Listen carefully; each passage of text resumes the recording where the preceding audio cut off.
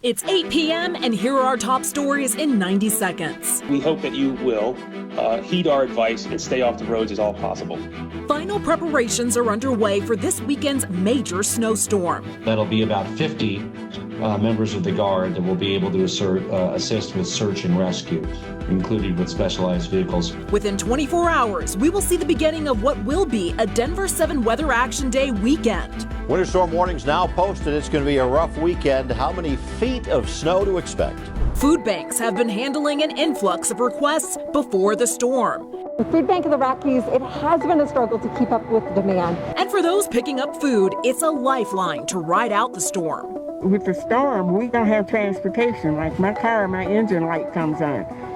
I'm taking a chance every time I drive it. It means you'll be able to get in line beginning May 1. Plus, all new at 8, President Biden addresses the nation with a plan to get more Americans access to the vaccine. But I need you, the American people. I need you.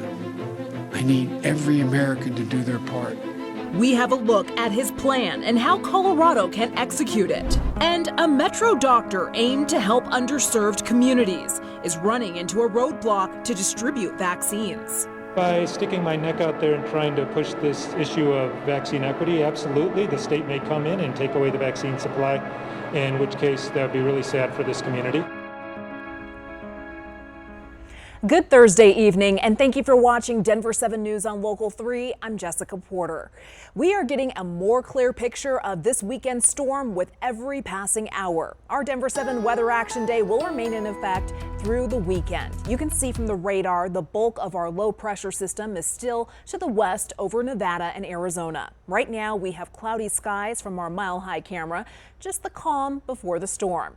We want to start with Chief Meteorologist Mike Nelson. Mike, we should start to see this storm moving in late tomorrow night.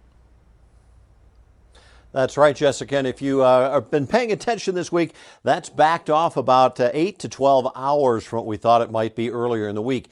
That is significant because the storm system is slowing down. If it does that, that means it's going to deepen, it's going to hang around longer, and actually bring us more snow as we head through the weekend into early next week. So we're already coated with warnings and watches. The pink area from Wyoming all the way down to Colorado Springs is a winter storm warning. Starts in effect Saturday morning, continues to Monday morning. Winter storm watches to the northeast and to the west and to the south of that. And you see a fair amount of precipitation showing up on radar right now. This is not going to be anything too heavy. It's going to be light rain and snow showers. It'll wetten up the roads, but by early tomorrow morning, not really a major problem to worry about. So here's the real snow timeline. The main storm arrives Saturday morning. Heavy snow expected all through the weekend. By late Saturday and certainly on Sunday, travel very difficult, if not impossible. And we're talking several feet of snow in the foothills and a foot or two of snow expected in the Denver metro area. Thank you, Mike. We'll check in with you in a few minutes. This storm has already brought heavy snow to the mountains of California, and rain caused mudslides in parts of Orange County. Again, it is currently impacting parts of the Southwest in Nevada and Arizona. Plows in the city of Denver are preparing for the weekend ahead. The city and county says plows are ready to tackle the main streets, residential streets, and they have the heavy equipment ready for bigger accumulations caused by drifting. Denver's Department of Transportation says residential plows will start heading out tomorrow afternoon at 3. Today, Governor Jared Polis held a press conference to discuss emergency response by the state. Denver 7 political reporter Megan Lopez was at that press conference with the all-hands-on-deck approach to the storm.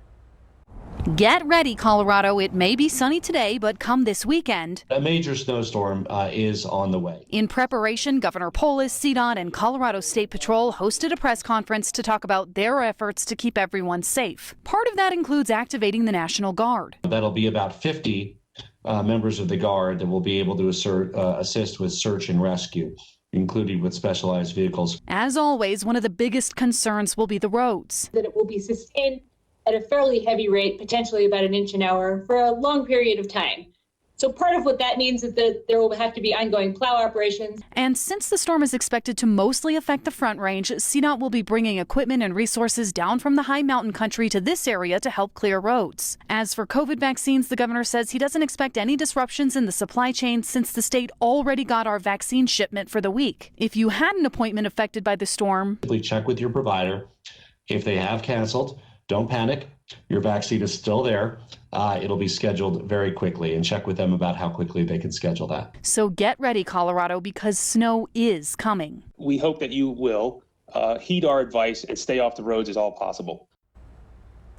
That was Megan Lopez reporting. If you're waiting until the last second to grab groceries, be prepared to find just a few bare shelves tomorrow. We haven't seen quite the run on Colorado's grocery stores that you might expect. Our photographer saw large crowds and a few parts of the produce sections were empty, but for the most part, everything is stocked and in order. It's not just the grocery stores, but food banks are also seeing a higher demand. If you're in need of some assistance, tomorrow could be your last chance to pick up food. Distribution sites could close this weekend due to the snow. Denver 7's Addie Guajardo visited the Food Bank of the Rockies today to see how they are preparing. Volunteers at Food Bank of the Rockies are moving quickly to unload trucks and pack up boxes loaded with essential food as people prepare for the incoming storm expected to bring several feet of snow to the Front Range and close food pantries scheduled for the weekend across the state. We started planning for the snowstorm. Aaron Pulling is the CEO of Food Bank of the Rockies. When a storm's about to hit, we see bigger demand, bigger need, but we also see more urgency. Ahead of the snowstorm, hunger relief partners are picking up food earlier to distribute to families in desperate need. They're also continuing to ramp up food distribution boxes to older adults who won't be able to leave their homes this weekend. At Risen Christ Catholic Parish, a food distribution site, people patiently waited in line. It doesn't matter the wait. Alice Bryant arrived an hour early. Because it's my birthday and I ordinarily wouldn't have come. She's 80 today and says money is tight. Grocery stores are packed and she anticipates limited transportation over the weekend. With the storm, we don't have transportation. Like my car, my engine light comes on. I'm taking a chance every time I drive it. Yael Lara tells us since the pandemic hit, it's been tough. And this is the only way to get food on the table. Practically last year, I don't have any work and just started again. She's picking up food now so she can hunker down when the storm hits. If I come here, I don't need to go out. In 2019, Food Bank of the Rockies distributed 71.5 million pounds of food. In 2020, nearly 103 million pounds of food, a 44% increase in demand. We know that hunger still strikes when a storm is hitting. The boxes are packed with milk, bread, canned foods, and other essentials, more than enough to weather the storm. So you can live off of it for 2 weeks. Addie Guajardo, Denver 7. And the Food Bank of the Rockies would like you to order your food ahead of time. We have links for how to do that right now on thedenverchannel.com. And we have you covered through the weekend. This Saturday at 8 p.m., we will have special winter storm coverage right here on Local 3 and over on Channel 7. And remember, you can always stay ahead of the storm with Denver 7's free 24/7 weather stream. You can get constantly updated forecasts, snow totals, live radar, and more anytime you want. Search Denver 7 on your Roku or other device to start watching on your TV for free. All new at 8, President Biden has directed states to open up vaccines to all adults starting tomorrow, starting on May 1st. In his first primetime address, the president shared encouraging news to have the nation fully running by the 4th of July. Here is reporter Karen Kafa. Finding light in the darkness is a very American thing to do.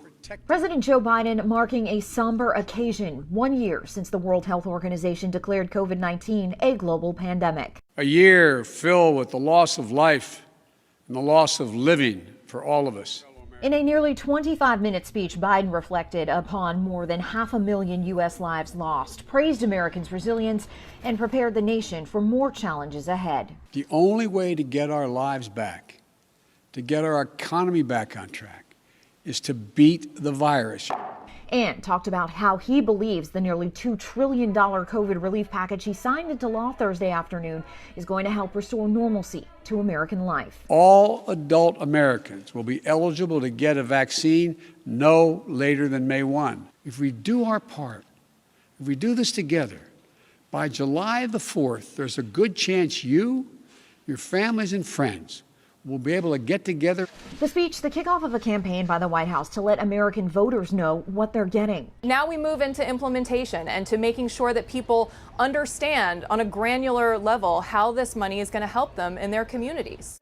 The effort will see Biden, Vice President Kamala Harris, and cabinet members travel to multiple states to highlight federal aid programs funded by the bill and bat back against Republican criticism. Biden's first stop on the tour will be next Tuesday in Pennsylvania. And tonight, Governor Polis says he is optimistic that Colorado can achieve the timeline President Biden has put forth.